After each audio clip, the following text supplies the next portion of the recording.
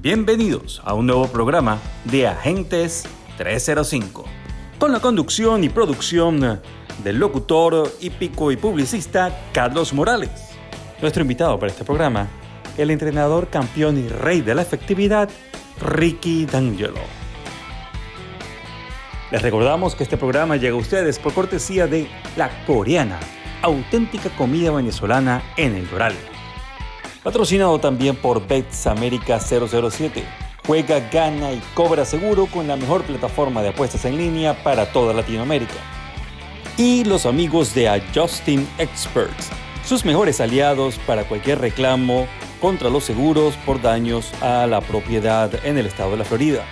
Finalmente, les recordamos que está prohibida la reproducción total o parcial de este programa sin el consentimiento de sus productores. Este programa estará dividido en dos segmentos. Disfruten el primero con el entrenador campeón y rey de la efectividad, Ricky D'Angelo. Amigos invisibles, tengan muy buenas noches. Sean bienvenidos a una nueva edición de Agentes 305. Quien tiene el gusto de saludarles, como todos los programas, Carlos Morales, también a cargo de la producción. Hoy tenemos un invitado muy especial, prácticamente un amigo de la casa. Ricardo D'Angelo, Ricky D'Angelo. Ricky, ¿cómo estás? ¿Cómo va todo? Carlos, muy buenas noches y de verdad muy contento y complacido de estar en este programa.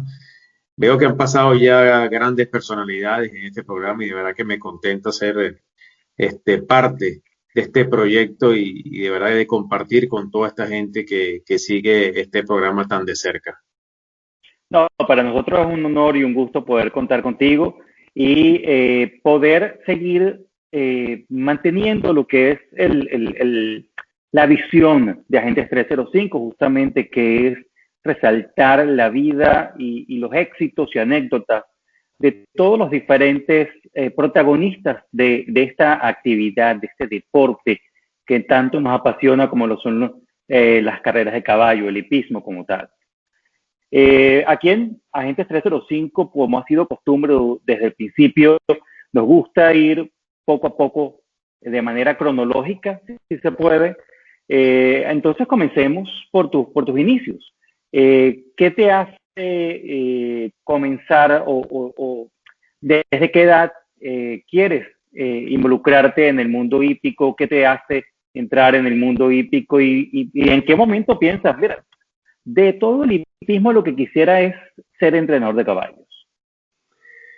Mira, bueno, vamos a retroceder ese cassette que es bastante largo, ¿no?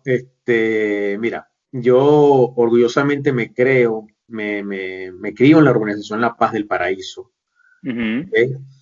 Allí, en mi época de adolescente, obviamente, yo compartía con muy buenos amigos allí, donde nos las pasábamos cerca de un sitio llamado Hamburguesas Tasco.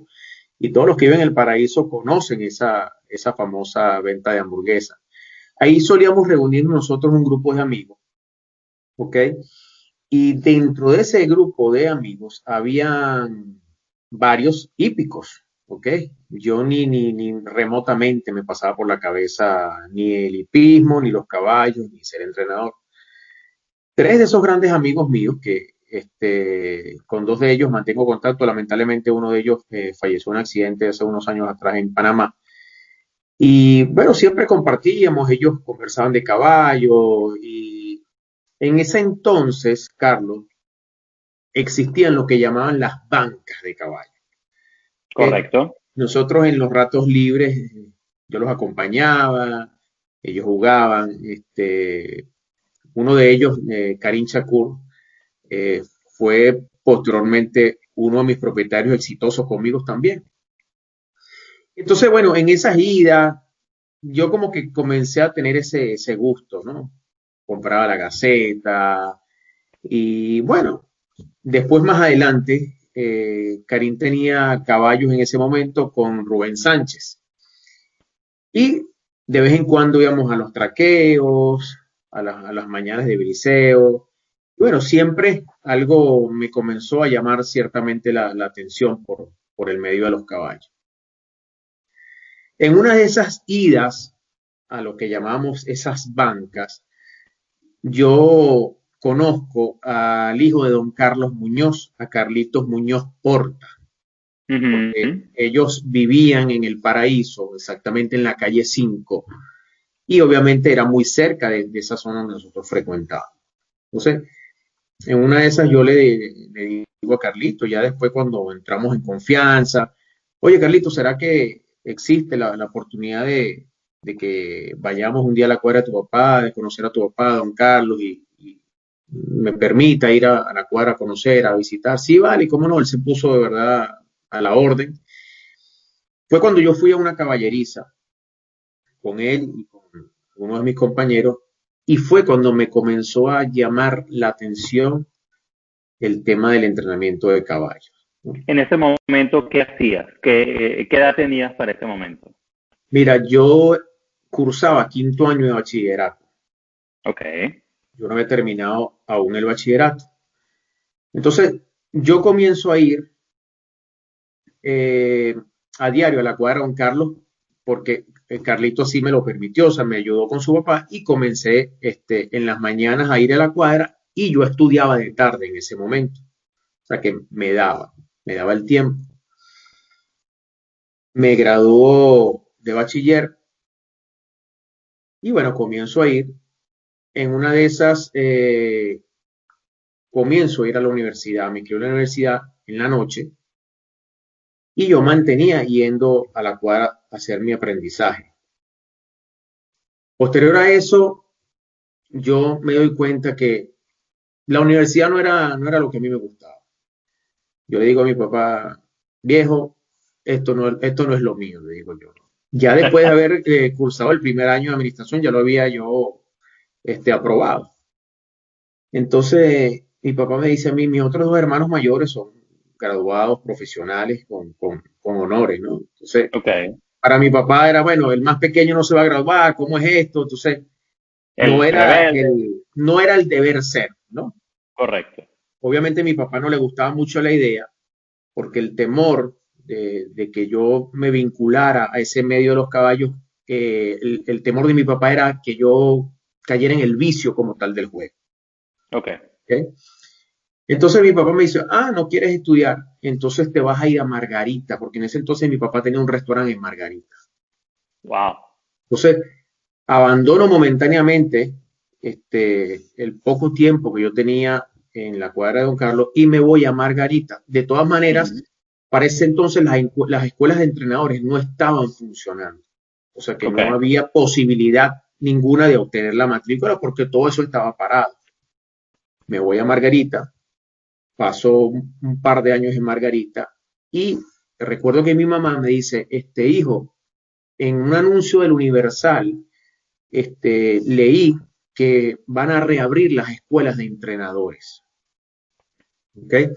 Para ese momento ya yo me regresaba de Margarita, ya yo había cumplido como mi ciclo allá en Margarita con el negocio de mi papá y continúo, regreso y continúo el aprendizaje con don Carlos. Yo recuerdo que yo estaba obligado a no faltar porque en ese entonces yo recuerdo que me iba caminando de mi casa, yo vivía en la calle 8 del Paraíso y yo me iba caminando hasta la calle 5 de la Organización La Paz, donde vivía don Carlos, y yo le manejaba a él, o sea, yo le hacía de chofer a él, o sea, yo estaba obligado a ir todos los días porque si yo no iba, él no podía ir porque él no manejaba. Iba. Wow. Pero estás hablando que eso era que a las 4:30, 5 de la mañana. No tan temprano, él no trabajaba muy temprano. Okay. Él no eso era como a las 5:45, más o menos 6 de la mañana. En ese momento yo compartía aprendizaje con otro gran amigo, Giovanni, no recuerdo su apellido. Después, más adelante fue asistente hasta hace pocos años de Ernesto Ochoa. Después él dejó de ir y yo me quedé solo con don Carlos, o sea que yo estaba obligado a ir todas las mañanas porque si yo no iba, él me llamaba por teléfono. ¿Qué pasó que no ha llegado? Te estoy esperando. O sea que yo, a juro, tenía que ir, ¿no? Entonces, bueno, continúo haciendo mi pasantía. Después de varios años, hay una anécdota bien graciosa, ¿no? De ese aprendizaje, porque después de cierto tiempo, don Carlos me pone a cuidar a mí tres caballos. O sea, dos caballos regulares, digamos los caballos malos de la cuadra en ese entonces, y el pony. Entonces yo estaba muy entusiasmado porque finalmente iba a tener algún remuneramiento económico para el momento. Obviamente hacía falta, ¿no? Claro. Entonces yo digo, bueno, qué bien, digo yo, ¿no? Pasa la primera semana, yo veo que él llama a su oficina a cada uno de los caballerizos y le paga.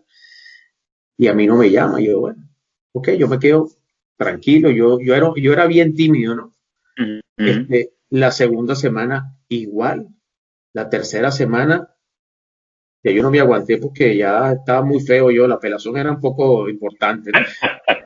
Entonces, yo entro así a la oficina de don Carlos y le digo, don Carlos, disculpe, yo estoy cuidando tres caballos y yo, o sea, usted a mí no me ha dado lo que corresponde. Y él se me queda viendo y me dice, ¿tú estás aquí por qué? Y yo le digo, no, yo quiero ser entrenador. Entonces él me dice, ¿a ti te parece correcto que yo te pague a ti para que tú aprendas de mí? Me dice él, ¿no? Wow. Y yo le digo, no sé, pero yo estoy trabajando. Me dice, no, tú estás aprendiendo, me dice. Tú estás aprendiendo. Entonces, él me dice a mí, estas son mis normas. Y si no te gustan estas normas, busca otra cuadra, me dice él, ¿no? Okay. Wow, eso fue como una cachetada moral, ¿no? Correcto. Entonces, bueno, me quedé ahí. ¿Y cuál fue mi reacción? Seguir trabajando. Y ahí me quedé. Y ahí me quedé, y ahí me quedé, y ahí me quedé. Hasta el año 97, que es cuando lamentablemente en abril del 97 don Carlos fallece. Yo en esos años pasé a ser un integrante más de esa familia. De verdad, yo estoy muy, muy agradecido con don Carlos, que Dios lo tenga en la gloria, con su esposa, la señora Kika, con sus hijas, con Franci, con Chichita, con Carlito, con Arturo, porque de verdad que con el tiempo me gané no solamente su confianza, sino el cariño de esa familia. Me abrieron las puertas de su casa. O sea, yo era un hijo más, yo me quedaba en esa casa los días que yo quisiera, yo entraba, yo salía. Y de verdad que con los años fue una relación maravillosa. Y de verdad que yo le agradezco mucho todo lo que ellos hicieron por mí en mi carrera, a don Carlos, porque sé que lo que hizo y a veces en la mano dura que me puso fue por mi bien y después me di cuenta que era así. Y se lo agradezco enormemente, donde quiera que esté, yo estoy seguro que es así. Fallece don Carlos en el año 97, un 12 de abril, y yo quedé como desamparado, ¿sabes? Como en las nubes. Exacto, y decía, bueno, Dios mío, ¿ahora qué hago? Claro. Habían unos propietarios pequeños que él tenía. Él nunca pasó de tener una caballada, por lo menos cuando yo estaba de 18, 15 caballitos. Eso es lo que él mantenía siempre. Tenía unos propietarios bien, bien constantes que siempre estuvieron ahí con él hasta el último día. Entonces yo quedé como, bueno, ¿y ahora? Yo tenía la ilusión, aunque todavía yo no tenía la matrícula. De hecho, el examen lo presenté a los pocos meses, el examen para obtener la matrícula. Entonces, presento mi examen, apruebo el examen, ya tengo mi matrícula de entrenador. Yo tenía la ilusión de que a lo mejor uno de esos propietarios me comenzara a apoyar y me brindara la oportunidad. Obviamente cuando estás tan nuevo es muy difícil que te brinden esa pequeña confianza. Es bien complicado. Entonces, bueno, como que me resigné en el momento y bueno, me quedé, bueno, viendo a ver qué hacía. O sea, no tenía definido cuál era el panorama siguiente.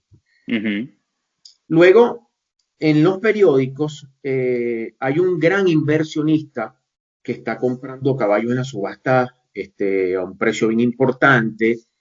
Y este señor fue nada más y nada menos que don Angelo Serafini. Correcto. ¿Okay? Resulta ser que muchísimos años atrás, el señor Angelo trabajó para mi papá. Mi papá toda la vida tuvo negocios en Catia de reencauchadoras. Ok.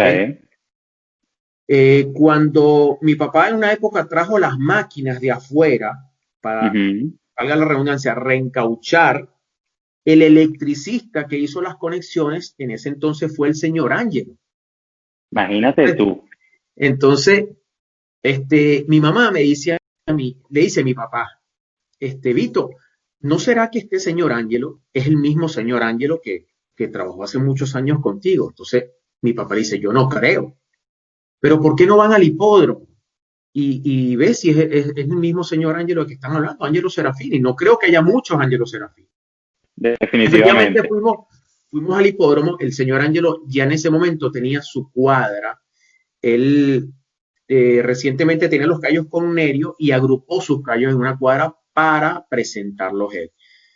A todas estas yo llego al hipódromo con mi papá y se reencuentran el señor Ángelo y mi papá, y si era el señor Ángelo, obviamente. Bueno, se abrazaron, comenzaron a echar cuentos de la época, ¿te acuerdas cuando yo te instalé las máquinas y esto, lo otro? Y el señor Ángelo, y mira, Ángelo, aquí está mi hijo.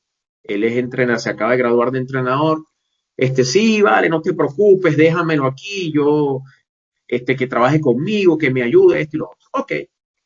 Así fue como yo comienzo mi relación con el señor Ángelo. Wow, el señor Ángelo, ¿de qué manera? Sí, en ese momento el señor Ángelo, él presentaba sus caballos. Él tenía su matrícula de propietario entrenador. A los pocos meses, Carlos, el señor Ángelo debe ausentarse porque en ese momento él estaba construyendo lo que es la represa de Macagua 1 y Macagua 2. Él debía ausentarse por un tiempo. Me quedo yo, de manera, por cosas circunstanciales, me quedo yo en la cuadra a cargo.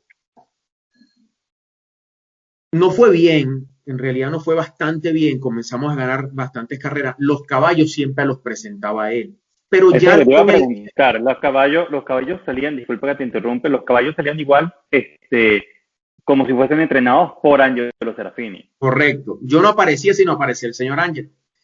Pero ya con el pasar del tiempo, ya la gente sabía que el que estaba detrás era yo, ¿no?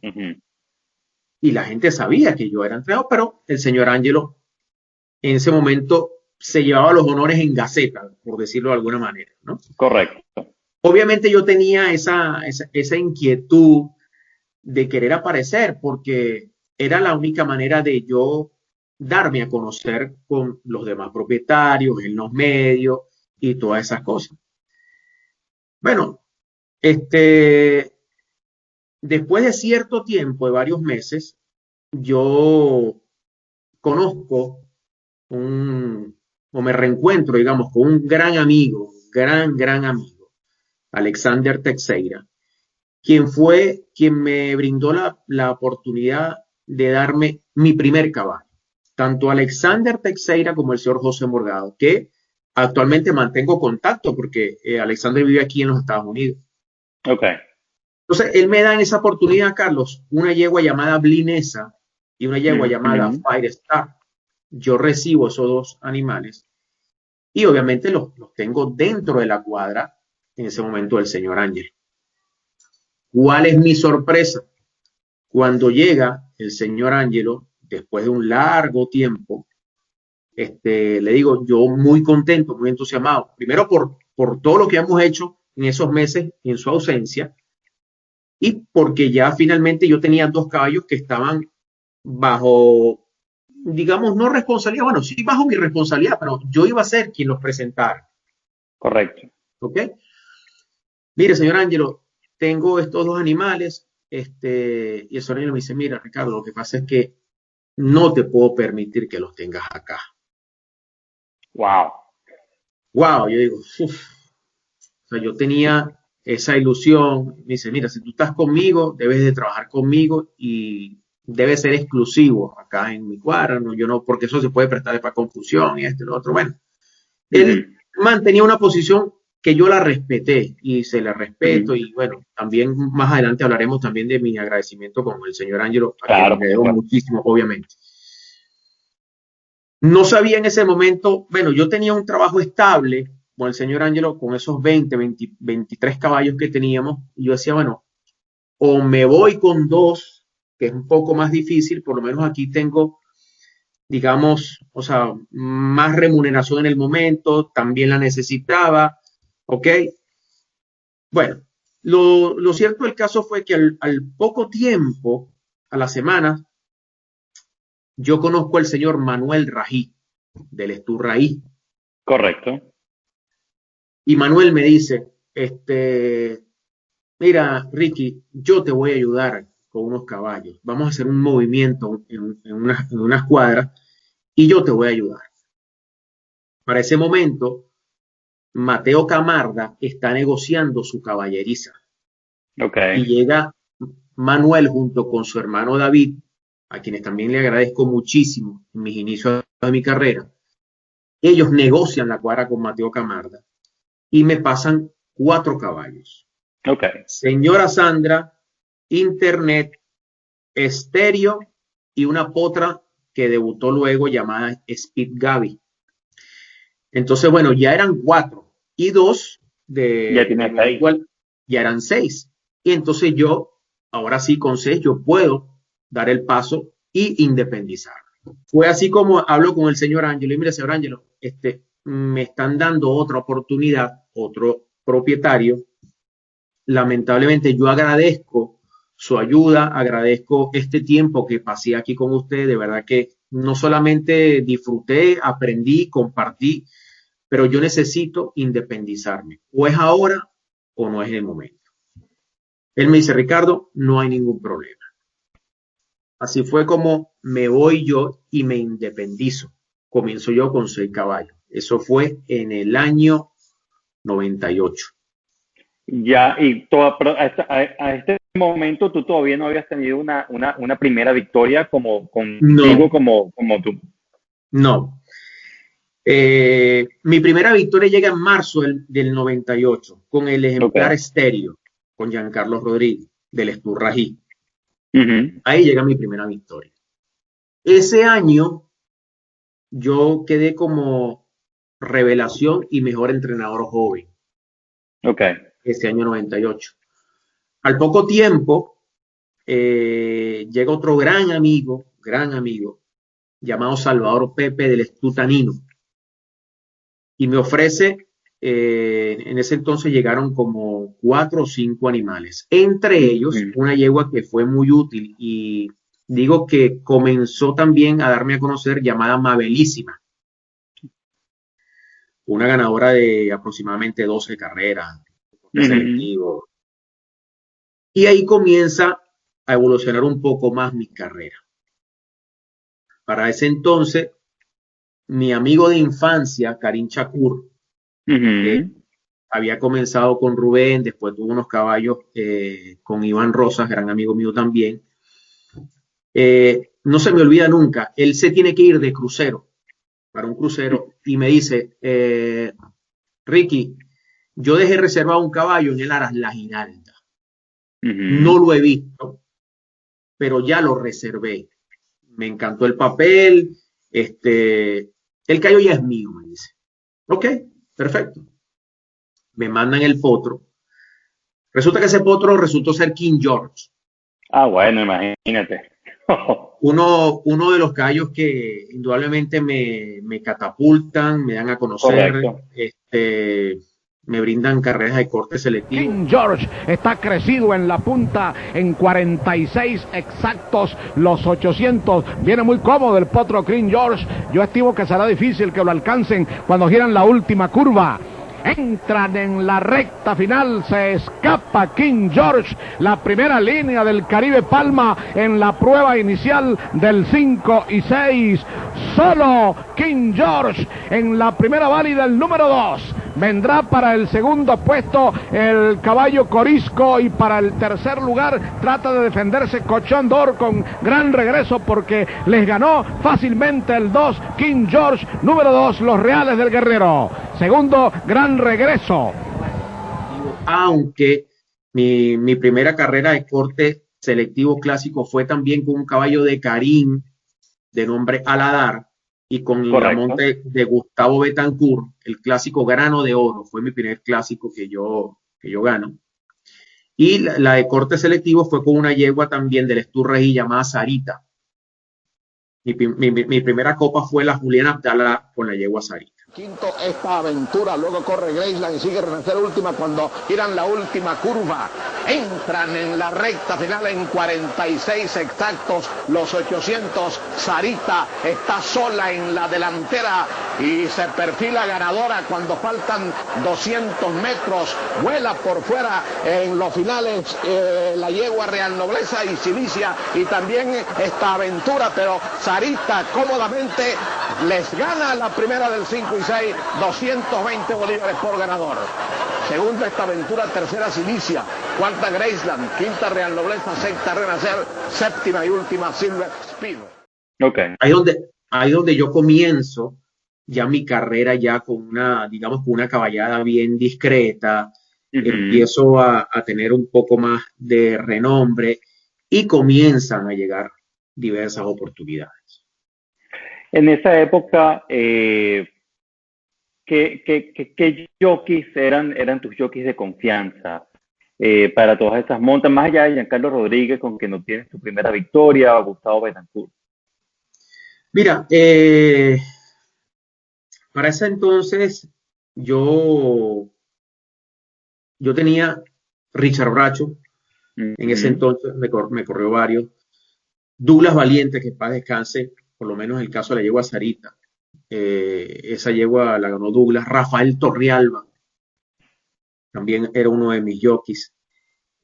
Jaramillo, en ese entonces era aprendiz. De hecho, la yegua Blinesa gana con Jaramillo, y Jaramillo en ese entonces descargaba. Todavía no era jockey profesional. Y no tenía para ese entonces un jockey, digamos, titular.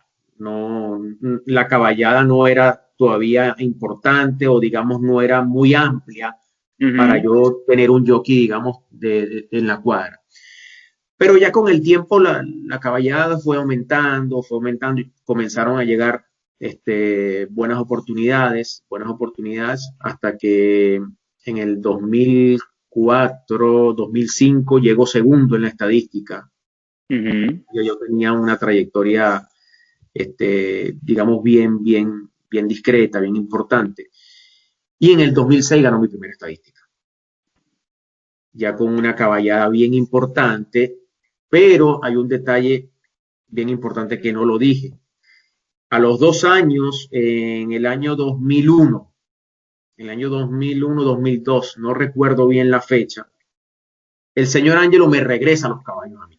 Esa era la pregunta que te iba a hacer justamente. ¿Cómo se da ese switch en el cual tú empiezas a manejar, pero ya como entrenador oficial de la cuadra del San Gabriel de Angelo Serafini? Sí, bueno, yo creo que el señor Ángelo era una persona que tenía muchos compromisos en el momento. Él era constructor, tenía muchas obras a su paso y él no tenía el tiempo suficiente para dedicarse a una cuadra, porque de verdad que para la época los compromisos del señor Ángelo eran bien importantes. La caballada de él era muy grande. Sí, obviamente yo pienso que todo fue de la mano, al ver que yo lo hacía muy bien, me desempeñé muy bien, mi campaña era bien importante, mis números eran importantes. Él me brindó esa confianza que él ya sabía cómo yo trabajaba, porque, o sea, yo gané muchas carreras con él, aunque no aparecía en mi nombre. Él sabía que el responsable era yo. Entonces, bueno, me dio esa oportunidad, me dio ese espaldarazo importante, porque obviamente la calidad de caballos del señor Ángelo eran fantásticos, eran caballos de primera categoría y todos sabemos que entrenar caballos de primera categoría a nosotros los entrenadores se nos hace mucho más fácil. Agentes 305 llega a ustedes por cortesía de Bets América 007, con las carreras de caballo en los mejores hipódromos del mundo y la mayor variedad de apuestas ofrecidas, ganadores, exóticas, marcas, puestos, macuare, polla hípica y muchísimo más. Juegue, gana y cobra seguro, sin comisiones y el mismo día con Bets América 007. Hay un caballo justamente del San Gabriel de Angelo Serafini que desde mi punto de vista considero que es uno de los más representativos de tu carrera en Venezuela y es Mr. Serafini. Mira, Mr. Serafini es un caballo aparte de las grandes satisfacciones que me dejó, te puedo decir que uno de los mejores caballos que he entrenado a lo largo de mi carrera. Un caballo que con una calidad de condición impresionante. Es un caballo que tiene una anécdota bien interesante. Mira, ese es un caballo que sufrió una fractura en un sesamoide y el doctor Luis Medina le hizo una cirugía de un injerto, le quitó un pedazo de hueso de la cadera y se le injertó en el sesamoide. Wow. Y te digo que después de eso, Mr. Serafini fue lo que fue Mr. Serafini. O sea, no es que después se lesionó.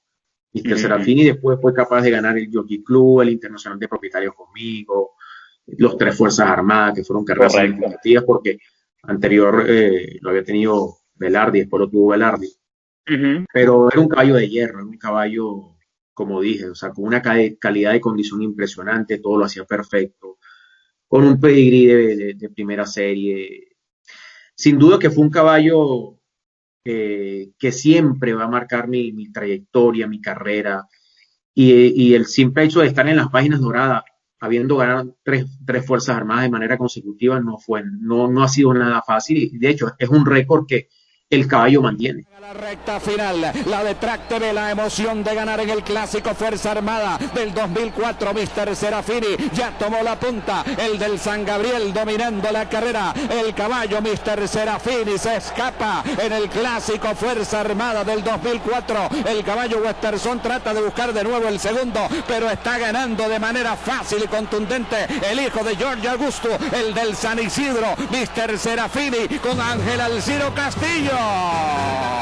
Con Ricardo D'Angelo en el entrenamiento. Haga la recta de Track TV, la emoción de ganar uno de los clásicos Fuerza Armada más interesantes y emotivos. Paso real, pero Mr. Serafini viene por la parte interior de viaje. Mr. Serafini a duplicar en el clásico Fuerza Armada en este año 2005.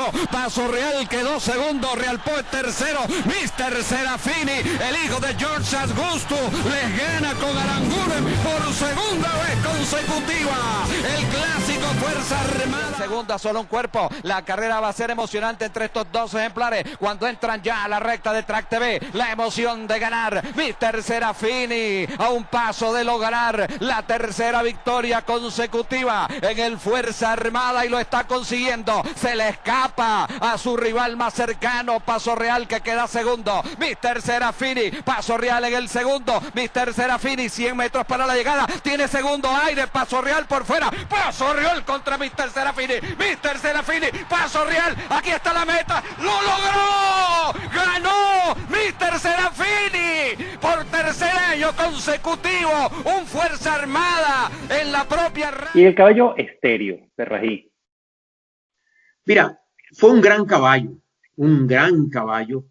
Yo te puedo decir que yo para ese entonces, en el año 98, que fue cuando yo recibo la oportunidad de tener esos callos, yo no tenía a lo mejor la experiencia suficiente, porque obviamente no la tenía, pero fue un callo que me brindó no solamente mi primer triunfo a nivel profesional, ganó otras carreras comunes, luego cambió de cuadra y con Julio ya le hizo una campaña extraordinaria, ganó el Fuerzas Armadas, es un caballo de fondo.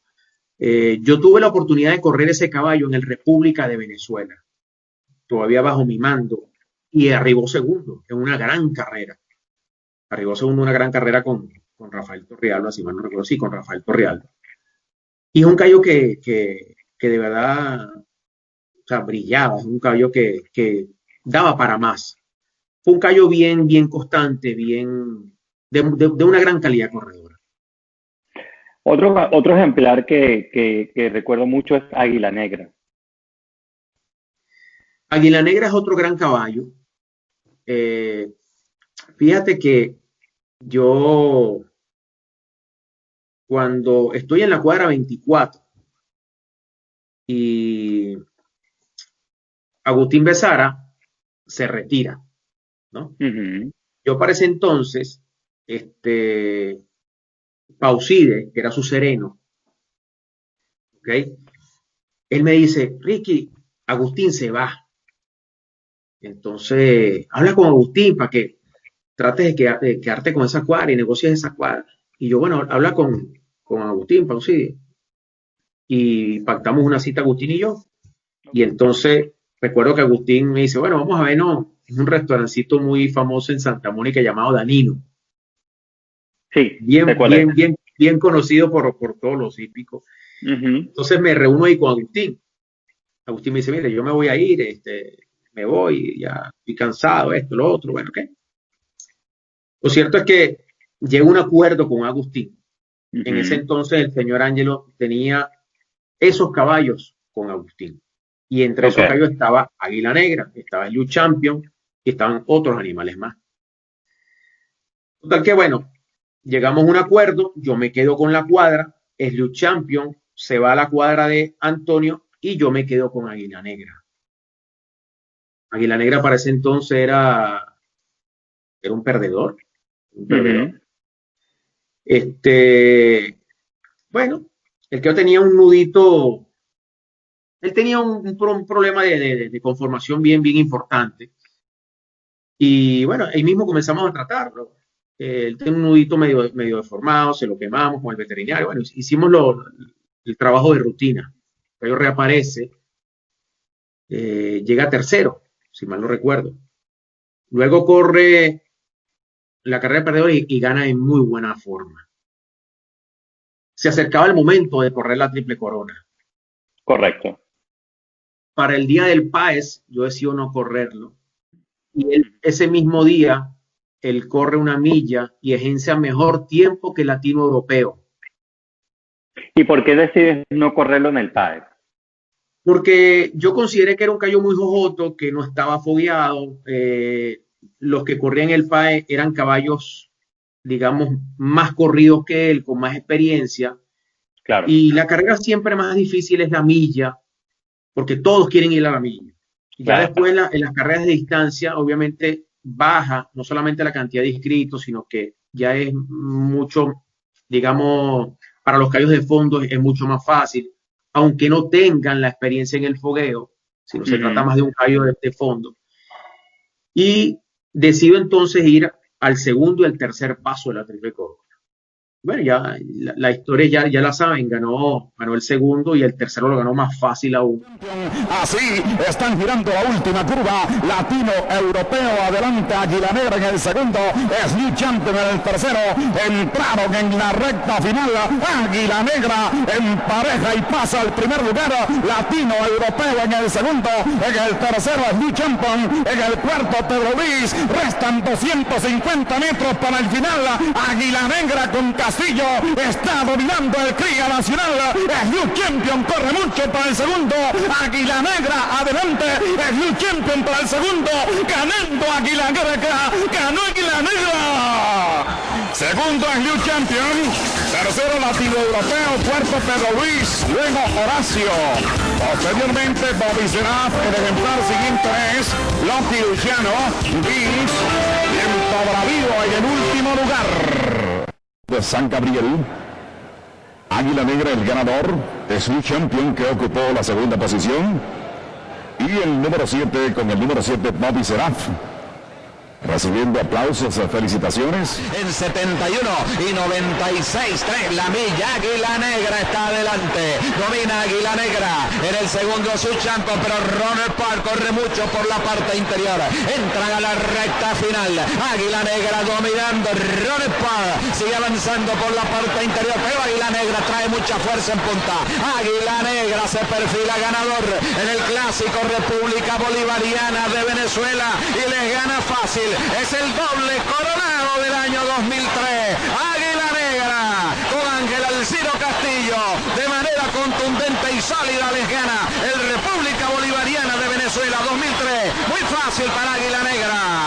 En el segundo Runner Park, tercero Pedro Luis, en el cuarto su Champion, quinto Horacio, sexto Kiroki, séptimo Vince, octavo Sin Interés, último el caballo Big Demon. Pero siempre él tenía el detallito en sus manos. De hecho, cuando yo gano el tercero en la Triple Corona, Castillo en la ceremonia de la foto, él me abraza y me Castillo dice... siendo Castillo. Castillo, bueno, en su apogeo. Correcto. Y ahora sí, y me dice, campeón, hay que cuidarlo porque creo que no dura mucho. Esas fueron sus palabras textuales. Ya nosotros estábamos conscientes que el caballo, obviamente por su conformación, en algún momento tenía que flaquear. Por supuesto. Lo cierto fue que, bueno, el Cayo, después de eso, después de esa carrera, corre el clásico Mil Arciadi, lo gana. 10-1, entran en la recta final. Águila Negra está dominando la carrera, toma ventaja en la punta. Pedro Luis corre en el segundo lugar. Demon Par ataca para el tercero cuando Pedro Luis reacciona contra Águila Negra. Águila Negra adelante, Pedro Luis otra vez a la pelea por la parte exterior. Águila Negra adelante, Pedro Luis vuelve a la pelea por fuera. El de Rubén Lán peligroso, domina Águila Negra. El caballo Pedro Luis insiste, domina Águila Negra. Otra para Castillo. Ganó Águila Negra en el segundo Pedro Luis. En el tercero está llegando el caballo de Montpar y Westerson arriba último. No lo gana en tan buena forma, pero ya el caballo, ya después de esa carrera, ya lamentablemente ya venía acusando ya esa molestia en ese nudo, que obviamente no siguió que tuviera una campaña más extensa a raíz de eso. De esta época, ¿qué otros caballos recuerdas que te traigan memorias sobre todo caballos ejemplares, que tú sientas que les tenías fe y viste retribuido esa fe en resultados contundentes a nivel de victoria? Mira, te puedo decir que de potros, si hablamos de cuando comencé, mira, King George fue un caballo que siempre me dijo que iba a ser un gran caballo. Caballo veloz. Sí, caballo sprinter. La misma yegua Amabelísima. Tuvo una yegua muy buena también, llamada Carismática, de mi gran amigo Karim, una yegua muy, muy rendidora, una yegua selectiva. King Seraf. ¿Cómo no hablar de ese gran caballo? Hablemos de King Seraf, sí. Indudablemente es uno de mis caballos, por lo que fue capaz de hacer King Seraf a lo largo de su campaña y los episodios que sufrió King Seraf a lo largo de su campaña, que también fueron bien importantes porque King Seraf fue envenenado 3 veces. Es correcto, y se recuperó y volvió a demostrarlo la calidad que tenía que clase. Así es. Exactamente. Entonces, es un caballo que sin duda te puedo decir que de mis mejores, no me atrevo a decir el mejor, porque sería egoísta con otros caballos que he tenido también de la talla, por ejemplo, de Rebellius, que fue un extraordinario sprinter, que diría que de mis mejores caballos de sprinter, o el mejor caballo sprinter que he tenido. Tendríamos que ponerlos en categorías. Sí, exacto. Hay muchos caballos que tuve de una campaña formidable. Un caballo también que comenzaba a hacer una gran campaña conmigo y también me lo quitaron injustamente, el caballo Fleming. Correcto. Ese caballo lo hice yo de potro, lo debuté de potro y bueno, lamentablemente por algo, yo digo que a veces el hipismo no es justo en algunas cosas, porque fíjate tú, yo corrí ese caballo, Carlos, en una carrera junto a Rebellius. Y tú buscas en los archivos, tú vas a ver, no recuerdo si fue un clásico, no recuerdo cuál clásico. Corría Rebellius y Fleming. El caballo Rebellius se gana Fleming. Ok. Al día siguiente me quitaron Fleming. Entonces, son cosas que tú dices, wow, pero es parte de lo que vivimos, es parte de la historia, es parte de las anécdotas, es parte de muchas cosas que hemos vivido y ojo, yo tengo un gran respeto y una gran admiración por el señor Juan Moreno, pues se que ve el señor Juan Moreno. Pero bueno, a veces yo pienso que las decisiones de los propietarios hay que respetarlas y punto. Ellos son los dueños de los caballos y ellos deciden. Por supuesto. Sí me pareció injusto, pero obviamente, o sea, esas son a veces las desventajas que a veces nosotros los entrenadores cuando corremos caballos en la misma carrera. Correcto. Para eso, porque los propietarios quieren ganar, todos quieren ganar, pero obviamente siempre va a haber un ganador y un perdedor. Lo peor que puede pasar es cuando tienes los caballos enlotados, cuando tienes como 3, 4, 5 caballos en el mismo lote y te toca correrlos como cuando era la época de los ganadores de 5 o de 6 y más. ¿Cómo haces? Exactamente. A mí me tocó en varias oportunidades eso.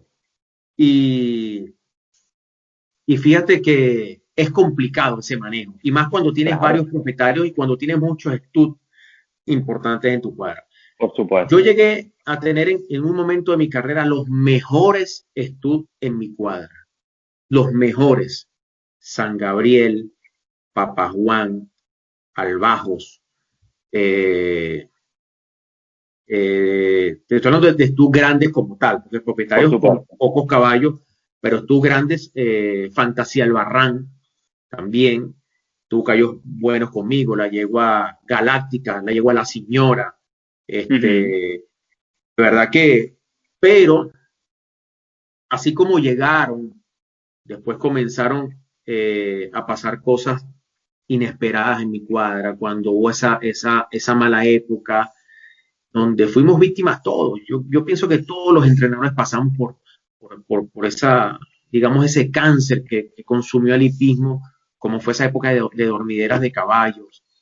Correcto. Donde eso perjudicó a todos, porque obviamente mi cuadra en ese entonces se tambaleó muchísimo, los propietarios ya perdían la confianza, ya se iban. Porque, ¿qué pasa?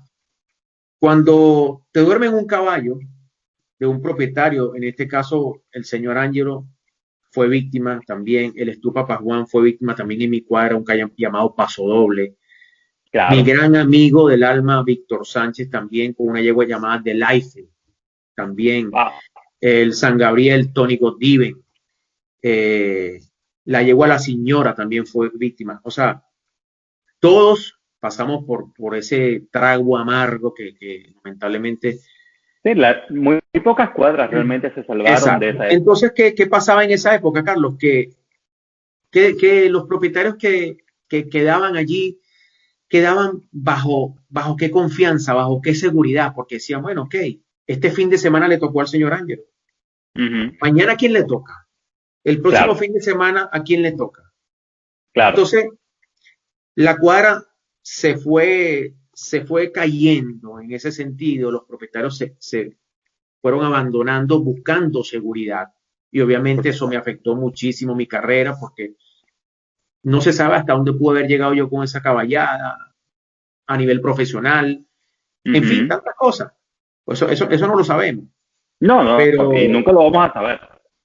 Y nunca lo vamos a saber, pero lo que te puedo decir es que todos, y todos los entrenadores que estén en este momento en la misma silla donde me siento yo, y a lo mejor el día de mañana sean entrevistados por ti, te lo pueden decir, mira, fue víctima Julayala, fue víctima Velarde, fue víctima Gustavo, amigos míos todos, y todos fuimos víctimas en algún momento, esas manos inescrupulosas se apoderaran de las cuadras y lamentablemente acabaron no solo con ese sueño de los propietarios de conseguir esa ilusión de un caballo bueno, sino que acaban con tu carrera, acaban con tu ilusión, porque es muy complicado tener un buen caballo, mantenerlo, hacerlo, y de la noche a la mañana, o sea, se ve perdido todo el trabajo que hiciste, la ilusión de ese propietario, o sea, es bien complicado, es un tema bien complicado.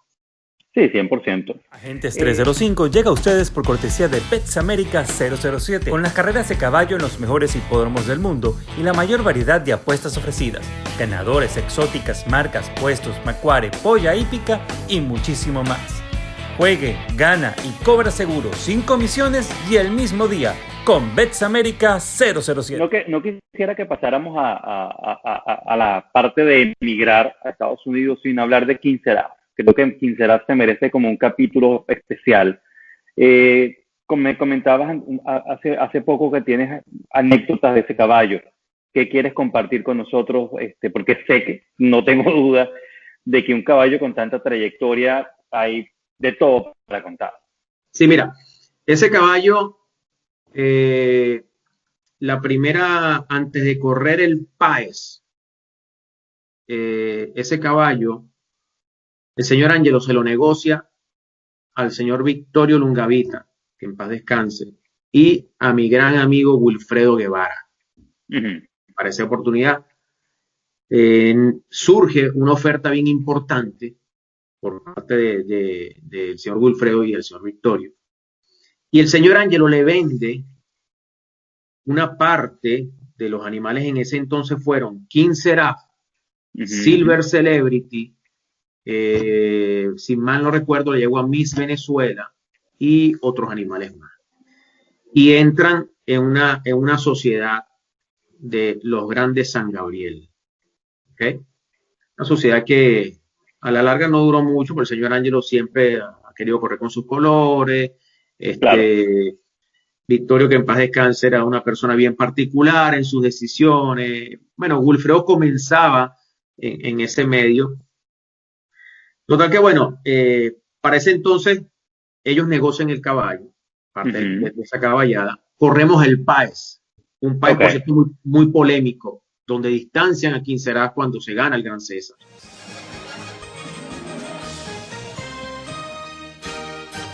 Bueno, ese percance fue el que ocurrido y el que motivó a los señores comisarios a proceder por vía de hecho para el distanciamiento.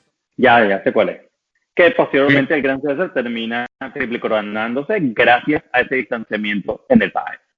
Exactamente. Entonces, bueno, después de esa carrera, envenenan al caballo. A la semana siguiente, a las pocas semanas, envenenan al caballo. Ok. Entonces, te podrás imaginar, o sea, decepciones, desilusiones. En ese momento, el señor Ángelo regresa nuevamente a tener a King Seraph, porque Victorio se había desilusionado mucho y, si mal no recuerdo, él se queda nuevamente con el caballo. Ok. El caballo vuelve a correr al tiempo de recuperarse.